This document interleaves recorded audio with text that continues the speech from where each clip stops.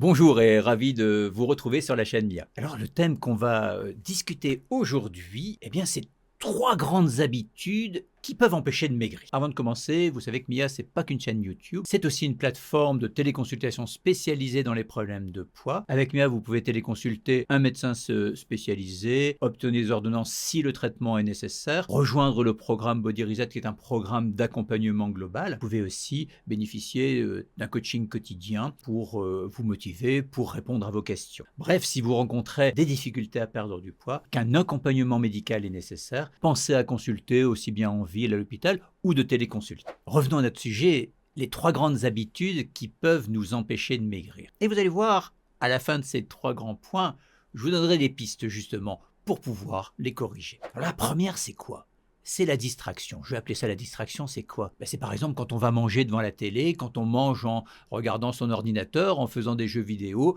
Mais pourquoi ? Parce que la distraction mène à quoi ? Ne peut être à l'écoute de ce qui se passe à l'intérieur de soi. Et on a déjà évoqué dans précédentes vidéos qu'un des points essentiels quand on veut travailler le comportement alimentaire, c'est de manger en fonction de sa faim. Observer l'ascension de faim, observer quand elle disparaît, c'est l'effet de rassasiement, c'est l'effet de satiété. Et si vous êtes par exemple sous traitement par les agonistes du GLP-1, du GIP, c'est un élément fondamental parce que ces traitements vont restaurer les signaux de rassasiement et de satiété. Mais si on est distrait par plein de trucs, on regarde la télé, on est en train de lire un livre, on est en train de faire des jeux vidéo, on ne peut pas être à l'écoute puisque le cerveau est occupé par autre chose. On n'est pas à l'écoute de ce qui se passe à l'intérieur de soi, parce que toutes ces sensations, ça se passe à l'intérieur de soi. Donc ça, c'est le premier élément, c'est l'élément de distraction. Le deuxième point, cette notion d'automatisme. C'est par exemple, si on laisse les plats à table, il suffit de faire un geste automatique, et puis on va manger des choses, on va se resservir, par exemple, le panier de pain à table, et on va très facilement prendre un morceau de pain en plus, que c'est adapté à notre besoin. Pas forcément. Ou si on laisse le plat où il y a les aliments, ça sera très facile de se resservir. Et ça, c'est d'autant plus important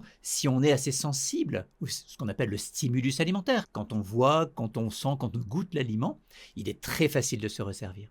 Vous savez, je vais vous donner une expérience personnelle, je ne vais pas vous raconter ma vie, mais qu'est-ce que je fais souvent dans mon organisation, moi ? Le soir, il reste un peu de plat, j'utilise une petite gamelle pour le lendemain midi. Mais ce qui reste dans le plat, je pourrais très facilement le manger sans me sentir gavé, j'aurais tendance à dire. Mais si je mange ce qui reste dans le plat sans me sentir gavé, de ce qui reste dans le plat qui pouvait me servir de repas le lendemain, je mange 2 fois. Et c'est là qu'on peut prendre conscience qu'on peut augmenter son apport énergétique d'une façon très facile. Et c'est pour ça, des petits réflexes. Si on est un peu dans cette sensibilité au stimulus alimentaire, ne pas laisser les plats à table, c'est tout bête. Mais une action qui peut aider sur le plan comportemental. Le troisième point, qui peut aussi perturber le travail sur les sensations, ça, c'est un point qui est peut-être intéressant dans certaines circonstances, c'est la convivialité. Il y a une étude dans le temps qui avait montré que la quantité que l'on mangeait au repas n'était pas tant liée à la durée qu'on passait à table, mais le nombre de convives à table. Et on discute, et on échange, etc. Et on n'est pas à l'écoute. Et on mange au-delà de son besoin. Alors vous allez me dire, dans les repas festifs, c'est pas grave. Mais si ça se reproduit au quotidien, parce qu'on mange avec des collègues, etc., ça peut finalement avoir une importance sur la quantité d'énergie que l'on va apporter, qui ne sera pas forcément adaptée à ce que notre corps a besoin. Et à ce moment-là, bien évidemment, c'est le risque de ne pas maigrir, voire de grossir. Comment faire ? Comment faire pour essayer d'éviter cela ? C'est d'apprendre, pour moi, ce qui est important, c'est cette notion de pleine conscience. Et on peut réussir aussi à être dans un moment de convivialité, et de temps en temps, on se repose un peu sur soi, on se dit, mais comment ça se passe à l'intérieur, quoi, comment élément. Et il y a nous, on recommande, vous savez, dans nos centres, par exemple, un geste tout simple, c'est de diviser en 4 ce qu'on a prévu de manger. Et on mange d'abord un quart, et puis on observe ce que ça fait. Mais ça, c'est des gestes tout simples. Vous mangez un quart de ce que vous avez prévu de manger, et vous pouvez discuter avec vos collègues, et puis d'échanger, et puis de voir comment ça se passe à l'intérieur. Et puis, je vous sentez que vous avez encore faim, vous mangez le deuxième quart, et on fait des petits stops. Et comme ça, on peut aussi trouver un juste compromis, parce qu'il est clair que c'est pas parce qu'on doit contrôler son poids qu'on va s'isoler et manger tout seul dans son coin. Ça sera pas agréable. Mais néanmoins, d'essayer toujours d'avoir cette petite écoute au niveau de ses sensations, de ce qui se passe à l'intérieur de soi. Mais vous comprenez bien que les gestes par rapport à la télé, par rapport à jouer en mangeant, c'est des actions qu'il faut mener au quotidien, parce que finalement c'est simple à faire, et c'est de revenir finalement à cette notion de pleine conscience. Quand on mange, on mange. Ça peut être du plaisir, c'est seulement retrouver la dégustation, retrouver les perceptions,